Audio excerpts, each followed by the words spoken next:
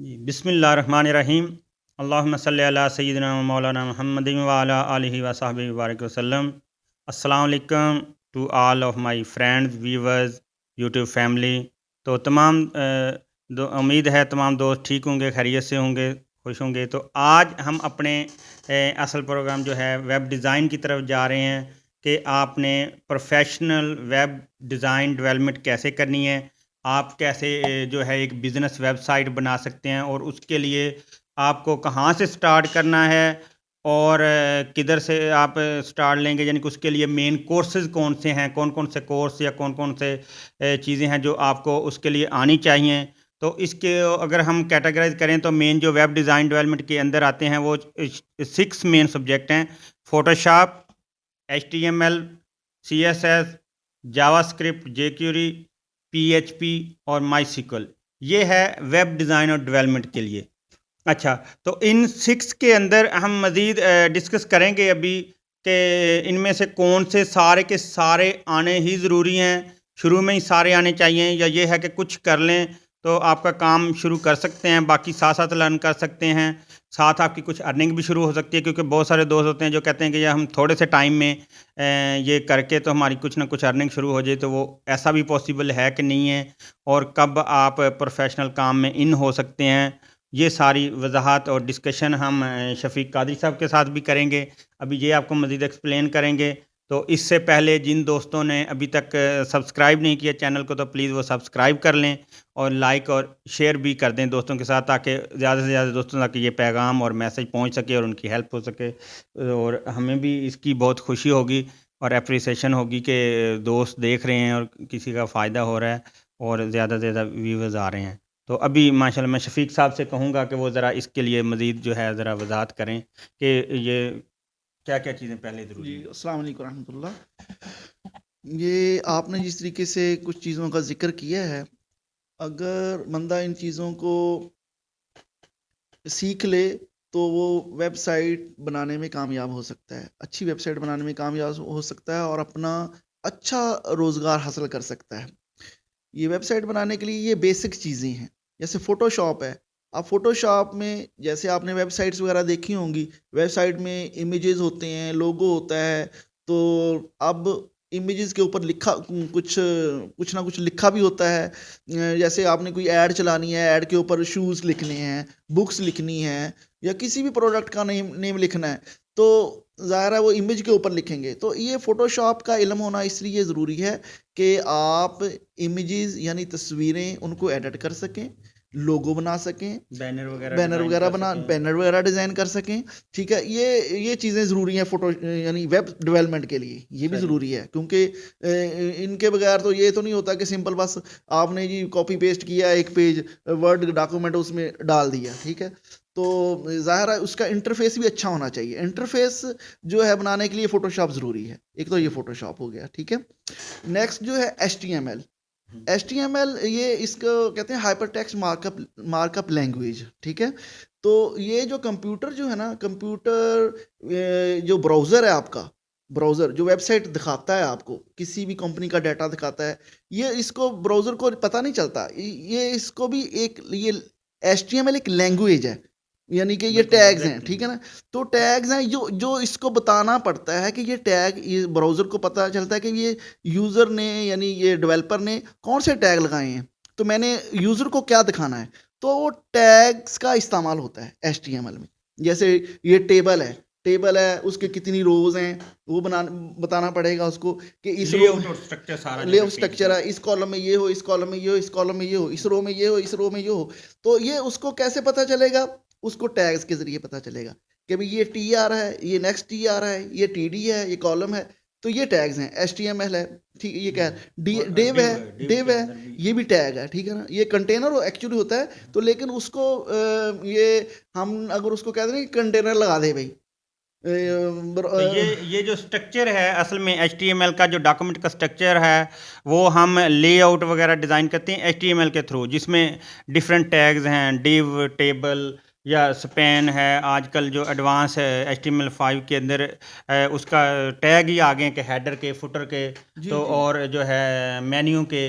तो ऐसे ये टैग्स हैं, ये आगे हम इंशाल्लाह पूरी एक अलग अलग हर सब्जेक्ट के ऊपर वीडियो देंगे जिसमें शॉर्ट उसकी काफ़ी हद तक मतलब शॉर्ट ट्यूटोरियल होगा।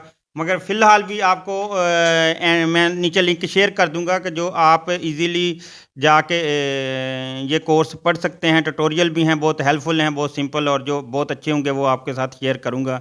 तो अभी हम आगे जो है फर्दर थोड़ा सा CSS वगैरह या उसका क्या, यानी इसमें ये मैं सॉरी, यानी इसमें हम स्ट्रक्चर डिजाइन कर देते हैं, वेबसाइट का स्ट्रक्चर डिजाइन कर देते हैं HTML टैग के जरिए, ठीक है। अब जो है स्ट्रक्चर तो डिजाइन कर दिया, अब जाहिर है किसी जगह पर टेक्स्ट है, हमने कोई बड़ी हेडिंग यूज़ करनी है, ठीक है।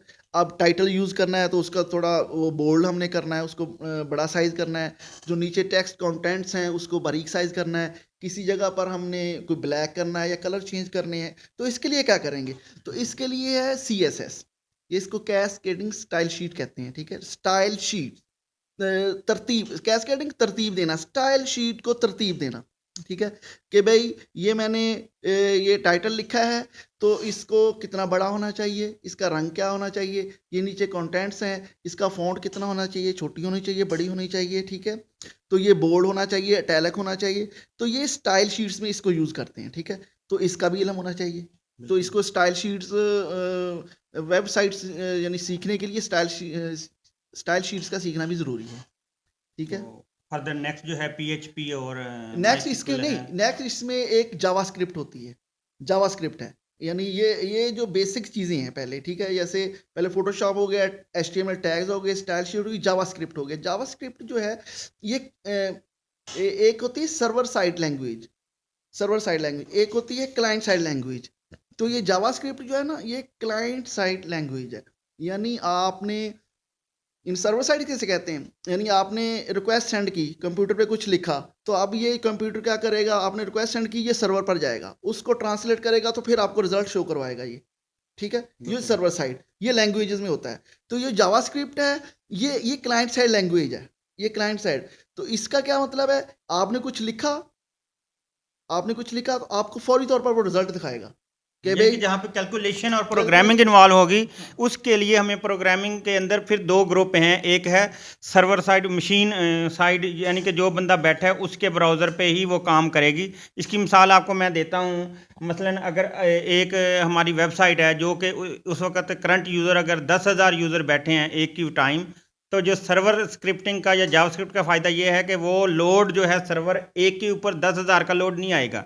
जो सर्वर की प्रोग्रामिंग होगी, PHP की प्रोग्रामिंग होगी, वो 10,000 बंदों की रिक्वेस्ट लेके सर्वर अकेला प्रोसेस करेगा। तो उस चीज़ को सॉर्ट आउट करने के लिए असल में जावास्क्रिप्ट भी प्रोग्रामिंग लैंग्वेज है, और ये फ्रंट एंड प्रोग्रामिंग लैंग्वेज है। इसलिए ये उस चीज़ का लोड शेयर करने के लिए ये, क्योंकि अब 10,000 यूज़र हैं तो हर बंदे के सिस्टम पे ही प्रोसेस कर देगा, तो वो 10,000 यूज़र का जो लोड है वो समझो 1 बाई 1 डिवाइड हो जाएगा। तो वो ऐसे लगेगा लाइट, यानी कि सर्वर को लाइट वेट करने के लिए, उसको ऑप्टिमाइज करने के लिए फ्रंट एंड लैंग्वेज है। तो बहरहाल इसके अंदर बाकी करना कैसे है, सीखना क्या है, वो भी आपको जावास्क्रिप्ट का भी पूरा चीज़ें करनी पड़ेंगी, और ऐसे ही PHP की प्रोग्रामिंग है। इसका सॉरी एक और मैं बात बताना चाहता हूँ। इसमें ये है ना कि क्लाइंट साइड का, जैसे ईमेल एड्रेस है, अब वो फॉर्म आप फिल कर रहे हैं, तो ईमेल एड्रेस लिखना ज़रूरी है, ठीक है। तो आपने वो फील्ड छोड़ दिया, तो ये उसी वक्त आपको बता देगा कि भाई आप ईमेल एड्रेस लिखो, सर्वर के पास जाने से सर्वर पहले, के पास ताकि वो जाने से पहले उधर ही वैलिडेशन हो लगेगी। गया, ठीक है। एक तो ये भी चीज़ें ज़रूरी हैं, ठीक है। अब इसके बाद आ जाती है लैंग्वेज। ये बेसिक चीज़ें हो गई। अगर फॉर एग्जांपल किसी ने स्टैटिक वेबसाइट बनानी है, एक अच्छी वेबसाइट बनानी है, प्रोफेशनल वेबसाइट बनानी है, ये बेसिक चीज़ें अगर उसको आती हैं तो वो एक वेबसाइट बना सकता है, यानी अच्छी वेबसाइट बना सकता है। यानी कि अगर अगर आपने इनिशली ये चाहते हैं कि आप कंप्लीट सेट ऑफ कोर्सेज ना करें, आप चाहते हैं कि कुछ काम करके मेरी अर्निंग शुरू हो जाए, या मैं कुछ जॉब मिल जाए, या कुछ ना कुछ काम कर लूं, तो उसके लिए अगर आप 6 में से 4 ऑप्शन, इवन 3 ऑप्शन भी ट्राई करते हैं, HTML CSS और जावास्क्रिप्ट आपको आ जाती है, तो आप जॉब के तौर पे भी गेट कर सकते हैं जॉब भी, और वैसे अगर काम करना चाहें तो तब भी आप फ्रंट एंड प्रोग्राम डिज़ाइनर जो हैं वो बन जाएंगे। तो उसके बाद आपकी अर्निंग शुरू हो जाएगी। तो जो बाकी है वो है एक्सपर्ट लेवल की आगे डेवलपमेंट के, आपकी फंक्शनैलिटी बेस्ड साइट है, तब आपको PHP और MySQL वगैरह, क्योंकि डाटा स्टोर भी होता है उसके अंदर, तो तब वो करना उसके लिए हाँ ज़रूरी होता है। वो उसके लिए ये मुख्तलिफ लैंग्वेजेस हैं, जैसे PHP है, C शार्प है, हाँ, ASP है, फिलहाल ठीक है। हमने यानी कि हमने इसके लिए ये एक इसके लिए ये सेलेक्ट PHP की है, है। फॉर एग्जाम्पल PHP है। मगर ये है कि उसके अंदर जैसे सर ने बात की तो वो ये नहीं है कि ये एक ही है, ये PHP उनमें से वन ऑफ दोज है। जी, जी। जैसे पाइथन है, जावा है, ASP ये है, मुख्तलिफ तो लैंग्वेजेस सी हैं। शार्प जैसे मतलब मैं इस तरह। PHP के थोड़ा सा उसका बता देता हूँ। अब PHP है तो इसको सीखना है। PHP क्या है? ये सर्वर साइड लैंग्वेज है। जिस तरीके से मैंने बताया पहले जावास्क्रिप्ट क्लाइंट साइड है, ये PHP जो है ये सर्वर साइड लैंग्वेज है। हम कोई रिक्वेस्ट सेंड करेंगे तो ये सर्वर पे जाएगी, उसको ट्रांसलेट करेगा, फिर उसका रिजल्ट हमें शो करवाएगा। यानी मिसाल के तौर मैंने कहा स्टूडेंट्स की लिस्ट दिखाओ, ये गया उधर सर्वर पे तो ये इसने मेरे सामने लिस्ट शो करवा दी। तो इसका जो डाटा पहले स्टोर होगा।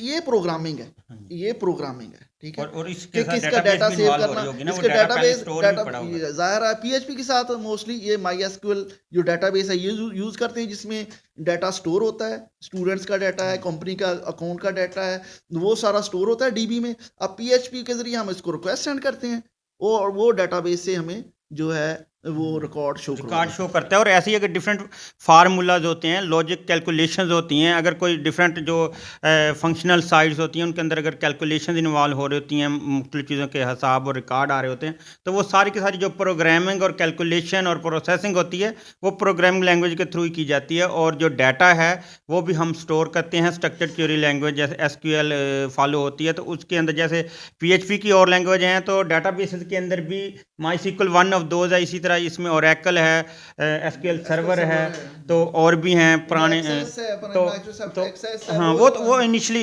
MSS थी। बहरहाल ये है कि इसमें भी वैरायटी है, डिफरेंट है, मगर ये है कि ये MySQL जो है वन ऑफ दोज है। तो अच्छा ये बताइएगा कि अगर इसको करने के लिए अच्छा ये भी होता है कि कई लोग समझते हैं कि डिग्री करके ये काम करना चाहिए या शुरू में कर देना चाहिए या पहले कब करना चाहिए? अब जैसे देखें, आप भी सॉफ्टवेयर इंजीनियर हैं, आपने भी मास्टर किया कंप्यूटर साइंस में, मैंने भी अल्हम्दुलिल्लाह मास्टर किया कंप्यूटर साइंस में। हमने तो अपने मुख्तलिफ सब्जेक्ट्स थे उनमें ये लैंग्वेज पढ़ी, ठीक है ना। लैंग्वेज पढ़ी, उसमें कॉन्सेप्ट बंदे के क्लियर होते हैं प्रोग्रामिंग के, तो बंदे का ज़हन बनता है कि मैंने नेटवर्किंग करनी है या मैंने डेस्कटॉप एप्लीकेशन बनानी है या मैंने वेबसाइट बनानी है, ठीक है। जब कॉन्सेप्ट क्लियर हो जाते हैं तो फिर वो बंदा उसमें एक्सपर्टी हासिल करता है। अब कई लोग ऐसे हैं वो कहते हैं कि हम तो मास्टर नहीं किया, हमने तो सिंपल ग्रेजुएशन किया है, तो हम ये कर सकते हैं, वो भी कर सकते हैं अगर आपको इंग्लिश वगैरह अच्छी पढ़ने आती है, क्योंकि ये टैग्स हैं या स्टाइल शीट्स हैं या फोटोशॉप है या PHP है, MySQL है, तो इसे इंग्लिश में ही है, ठीक है ना। ये तो नहीं पंजाबी में उसको समझाएंगे ये, तो इंग्लिश बंदे को आनी चाहिए, ठीक है।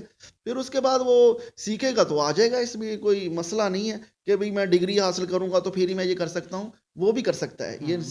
इसमें जो मेरी एक मैं आपको मशवरा दूंगा वो ये है कि अगर आपका मैथमेटिक्स जैसे प्रोग्रामिंग लैंग्वेज PHP वाली साइड पे अगर आप जाना चाहते हैं तो आपका मैथमेटिक्स जो है अच्छा होना चाहिए। अगर आपकी मैथमेटिक्स जो है वो अच्छा है, आपको कैलकुलेशन इजीली आती हैं और डिफरेंट फार्मूला और लॉजिक आप बिल्ड कर सकते हैं, तो तब आप प्रोग्रामिंग वाली साइड पे जाएं। वरना उससे बेहतर है कि अगर आप प्रोफेशनल डिग्री से पहले अगर शुरू करना चाहते हैं तो मैं आपको मशवरा दूंगा कि आप इसके साथ फ़ोटोशॉप जो पहले नंबर पे हमने बताई है, फ़ोटोशॉप कर लें और आप फ्रंट एंड डिज़ाइनर और वेब डिज़ाइन वाला जो है, क्योंकि ये जैसे कल भी कहा था हमने कि ये जैसे डॉक्टर्स के अलग-अलग डिपार्टमेंट्स हैं, मतलब वो क्योंकि डॉक्टर्स का नाम इसलिए भी लेते हैं कि वो आम लाइफ़ है, वो हर बंदा समझ जाता है ईज़िली कि हर डॉक्टर मतलब आई स्पेशलिस्ट है या हार्ट स्पेशलिस्ट है या चेस्ट स्पेशलिस्ट है। तो ऐसे ही ये भी है कि एक हम फ्रंट एंड की जब टर्म बोलते हैं तो वो फ्रंट एंड डिज़ाइनर या वेब डिज़ाइनर के तौर पे वो काम कर सकते हैं। अच्छा दूसरी बात जो मैं ज़रा सर ने जैसे कहा कि वो उसने किया हो या कोर्स, अच्छा एक चीज़ जो है ना मैं मशवरा दूंगा जो दोस्त या जो ऐसे भी हैं हमारे यंग जनरेशन जो अभी डिग्री कर रहे हैं, उनके लिए भी कहूँगा कि अगर डिग्री कर भी रहे हों तो उसके साथ आजकल बहुत इजी है, ऑप्शन है कि आप बजाय अपना टाइम वेस्ट करें, आप अपना जो कोर्स हैं वो तो ले रहे हैं, आप अपने सेमेस्टर में उसमें यूनिवर्सिटी में अटेंड करें, मगर उसके साथ टाइम निकाल के ये चीज़ें साथ साथ पढ़ें और आप इजीली साथ कुछ ना कुछ कर सकते हैं। और उसके बाद ये होगा कि आपको जब 4 साल की आपने डिग्री कर ली है, आपको ये नहीं ढूंढना पड़ेगा कि अब मुझे जॉब कहाँ से मिलेगी। जब आप उसको प्रैक्टिकली कर रहे होंगे तो आपके डिग्री बाद में मिलेगी, जॉब आपकी पहले हो जाएगी। तो इससे यानी इनको हाँ, चाहिए कि तो ड्यूरिंग स्टडी ही अपनी ये प्रैक्टिस करें। नहीं तो ऐसा होता है वो डिग्री हासिल कर लेते हैं, बाद में फिर वो आपको भी पता है कि सॉफ्टवेयर हाउस ढूँढ रहे होते हैं कि यार हमें हाँ, तो कुछ आता नहीं है, हाँ, तो तो हमें उसके ये सिखा दें, भले हमसे फिर 5,000 10,000 पहले लें। हाँ, या ठीक मतलब है? इंटर्नशिप या फ्री इंटर्नशिप हाँ, उससे बचने के लिए क्या है कि आप अपनी डिग्री के साथ-साथ प्रैक्टिकल करें। जब आप प्रैक्टिकल कर रहे होंगे और इसकी प्रैक्टिस करेंगे तो इंशाल्लाह आपको कोई इश्यू नहीं होगा, क्योंकि वहाँ पे आपने अगर 40 कोर्सेज़ पढ़ने हैं तो ये तो 6 हैं। आप इनको साथ-साथ टाइम दें तो 4 साल से मेरा ख्याल है पहले ही कर लेंगे। तो और 6 उम्मीद है, है सॉरी 6 है जो मिसाल के तौर पर इसका कॉन्सेप्ट भी नहीं क्लियर। अब वो मिसाल के तो कम पढ़ा हुआ है, ठीक है ना? उसके लिए ये है कि वो फ़ोटोशॉप सीख ले, वो हाँ, डिज़ाइनिंग सीख ले तो वो एचटीएमएल कर ले थोड़ी और सीएसएस वगैरह कर जी, ले। जी, वो इंशाल्लाह अज़्ज़ा वजल इसमें काफ़ी हाँ, हाँ। तो इंशाल्लाह उम्मीद है इससे आपको आइडिया और हेल्प काफ़ी हुई होगी, आइडिया मिले हैं। इसके बाद आगे हम आपको शेयर करेंगे कि वन बाय वन के अगर आपने एचटीएमएल करनी है तो उसके अंदर कितने की बड़ी चीज़ है। कोई इतना बड़ा नहीं है। मेरा ख़्याल है मैं आपको उसके इधर बैठे हुए अपने एक्सपीरियंस से 10 मिनट में सारी एचटीएमएल कवर कर सकता हूँ। आपको एक्सप्लेन कर सकता हूँ कि इसमें मेन चीज़ें कितनी हैं और आपको उसमें आफ्टर 1 वीक आप एचटीएमएल के सारी समझ जाएँगे। इतना ही कोर्स है ये, इतना बड़ा नहीं है। बाकी है कि आपकी लॉजिक और कांसेप्ट वो अगर पहले अच्छे होंगे और आप माशाल्लाह उसमें आपका इंटरेस्ट होगा तो आप बहुत जल्दी लर्न कर जाएंगे। तो इंशाल्लाह साथ रहिएगा और आप हमारे जो है ये वीडियो सब्सक्राइब कर लें अगर अभी भी किसी ने नहीं किया तो आपको और आगे आगे वीडियो मिलती रहेंगी। हम आपके साथ ये भी शेयर करेंगे, साथ में प्रोफेशनल लाइफ की जो हैं और वीडियो भी शेयर करते रहते हैं। तो उसके लिए भी आप अपने दोस्तों को शेयर भी करें ताकि ज़्यादा से ज़्यादा शेयर हो। तो अभी इंशाल्लाह पाकिस्तान ज़िंदाबाद। जिंदाबाद।